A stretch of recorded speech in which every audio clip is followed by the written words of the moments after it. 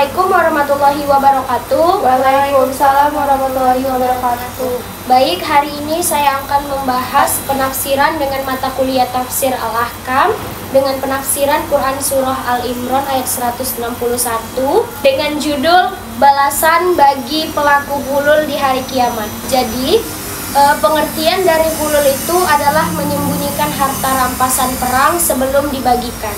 Berarti berkhianat dan menipu teman-teman sendiri. Perilaku hulul ini termasuk dosa besar dalam Islam. Harta rampasan yang diambil sebelum waktunya disebut harta hulul.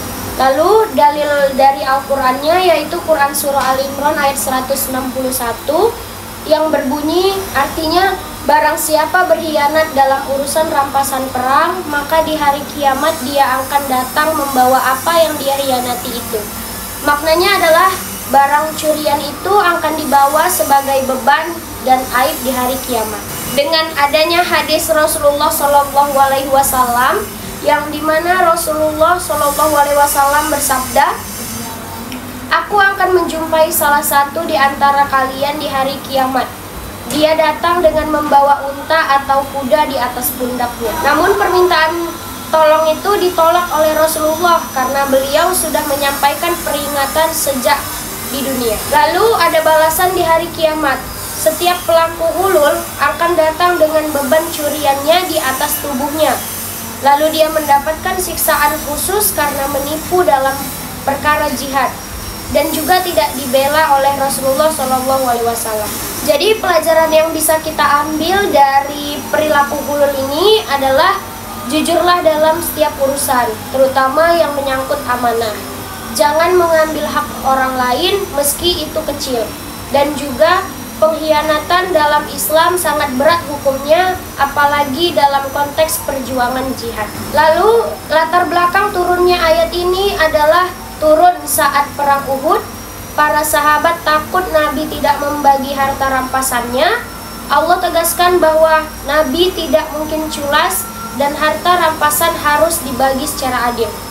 Jadi kesimpulan yang dapat kita ambil dari penafsiran surah Al-Imran ayat 161 ini adalah bahwa hulul adalah perbuatan khianat dalam urusan harta, termasuk dosa besar dan dibalas di akhirat dengan siksaan. Dan juga mari jadi pribadi yang amanah, jujur dan takut kepada Allah Subhanahu wa taala. Baik, sekian dari penafsiran surah Al-Imran ayat 161. Bagi teman-teman, jika ingin ada pertanyaan, saya persilahkan. Assalamualaikum warahmatullahi wabarakatuh. Waalaikumsalam warahmatullahi wabarakatuh. Jadi saya mau bertanya, dari yang udah dijelaskan tadi, apa sih perbedaan antara hulul dan juga pencurian biasa? Oke, baik. Jadi kalau hulul itu adalah pengkhianatan terhadap harta yang belum menjadi milik kita pribadi. Biasanya terjadi dalam konteks pembagian hasil kolektif seperti harta perang atau kas bersama. Sedangkan pencurian pula itu adalah mengambil barang milik orang lain secara sembunyi-sembunyi. Hulul ini pula lebih berat karena terjadi dalam situasi jihad atau kepercayaan bersama dan menodai tujuan mulia umat gitu. Jadi yang paling berat itu adalah hulul. Selanjutnya saya juga ingin bertanya pada yang sudah diterangkan, apa saja sih konsekuensinya dunia dan akhirat bagi orang yang melakukan hulul itu?